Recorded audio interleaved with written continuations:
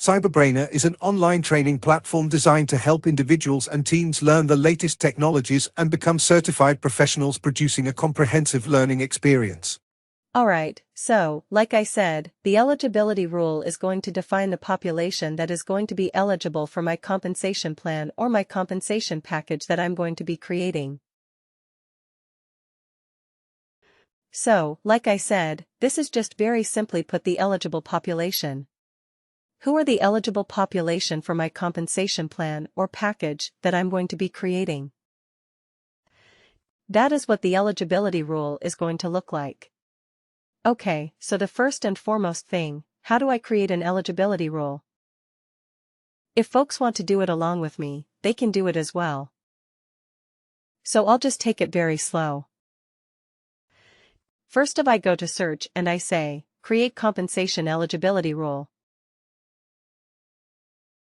Alright, I use only very small things.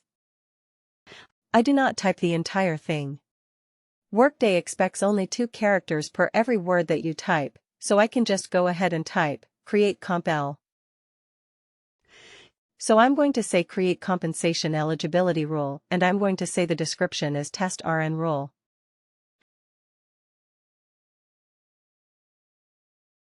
Alright, I'm going to say in the comments, if I want to add comments, I can do it over here. I'm going to say test compensation eligibility rule. And I'm going to put my date over here. Today has 2023, September the 14th. Alright, clear on this. And over here, since I'm going to create a very, very simple rule over here, I'm going to say management level.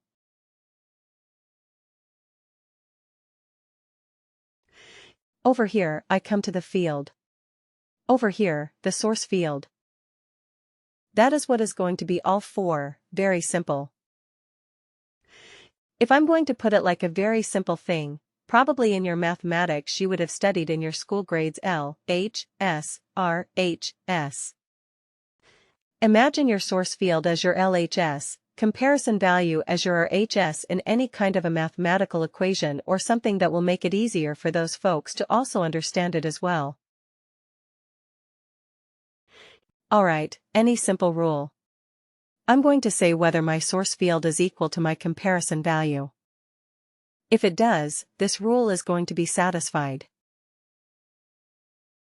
And the bottom line, wherever I'm going to be putting it, that is going to be triggered.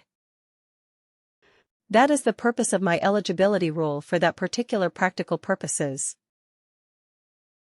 Any rule or condition that you're going to create anywhere, not only over here, in compensation, we'll see it a little bit more in business process and everywhere else as well.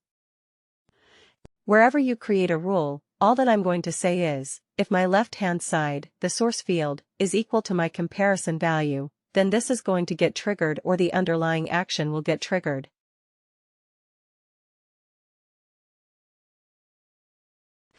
Now I'm just going to create a sample rule with a management level as the field. I'm going to say if my management level, I'm just taking the same rule so that everybody can understand. And if you want to create a different rule, you can do it as well. Alright, you have so many fields over here which have already been created by folks as well. So that is why you see so many. But in a practical dummy tenant or a blank tenant, you may not see so many stuff. You'll see only the management level, which is the direct field which is going to be referenced. Alright. So what I would rather suggest is let me just come over and pick that right field and show it to you as well. And then we'll go to that.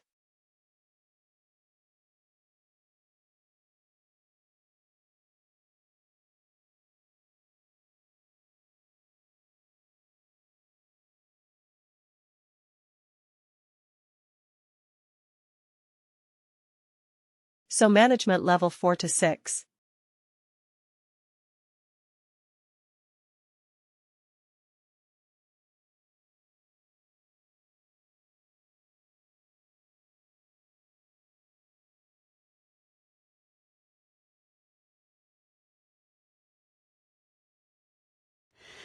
Alright, if you see over here. I see a field over here. What you do is you just type it as management level compensation. Don't type it as just management level, because it's going to give you 75 what fields, which is going to be difficult for you. For now, just put it as management level compensation. As you create more and more rules, you will get a hang of things about which field to use where. For now, just type it as in your source field. Type it as management level or management level compensation. And how do I find which is the right field over here? I see a related actions option over here. I just need to click on this. If you see, like I said in the first few weeks, every field is going to be linked to an appropriate business object. For this particular field, the business object is compensation rule targetable, and it has a description which returns the applicable management level for all job profiles.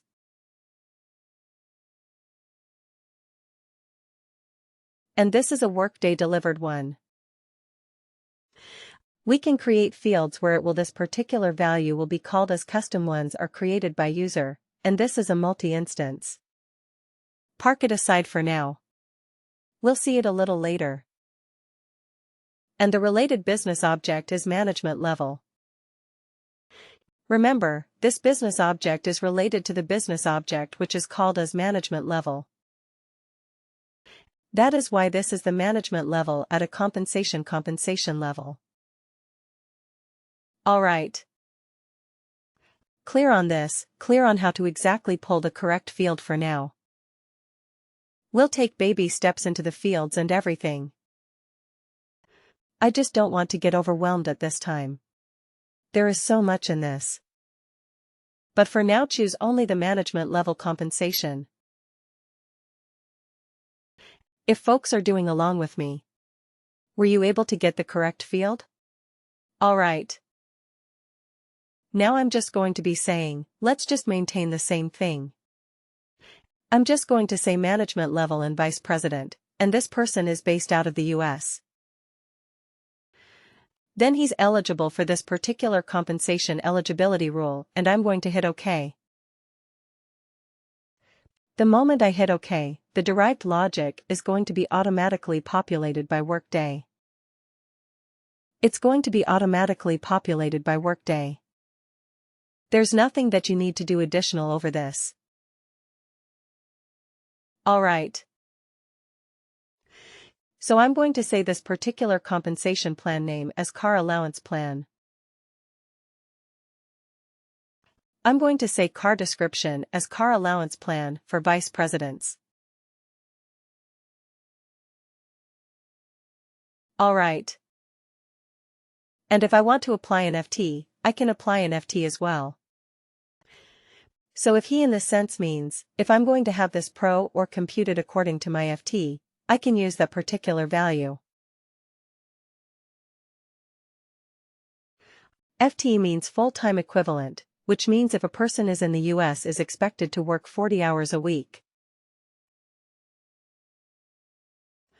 And if he's going to be working, only say part-time, he may be working like 20 hours, 25 hours. If he's working 25 hours, his FT will be approximately 62.5%, which is 25 by 40 in percentage. And if he's going to work only for 4 hours a day into 5 days a week, which is going to be like 20 hours, he's going to be eligible only for 50% FT. That's what FT comes in. This is all for all practical purposes. This is the same across any HR system that you've already worked or you're going to be working. Alright. Clear on this? Right. So now I'm not going to use FT. Let's say that it's going to be very, very simple. And here in the compensation element, I'm going to say car allowance. Alright. This is the car allowance that I'm going to be doing. And then I'm going to say the eligibility rule as the one that I've already created. So if you want to copy this, just click on right-click and say copy text, because this is usually something which I do so that the naming conventions and everything is clean. So I go to my compensation rule that I have created and I click on right-click and then say copy text. If I'm going to say it as copy URL, that will copy the URL underlying URL, which is available in the top over here. That is what it will copy. But if I want to say the copy text, it will copy the rule name only. I'm going to say copy text. Then I come over here and then I paste it over here and hit OK. So my rule is attached to this, clear on creation of a salary plan. Any questions here? So, if people are doing along with me right now, any questions where you're able to create, till this point of time at least? And the compensation element I've created. I've used already available one. If you want to view it, you can just click right-click. Same way click. See a new tab. Alright, clear on that.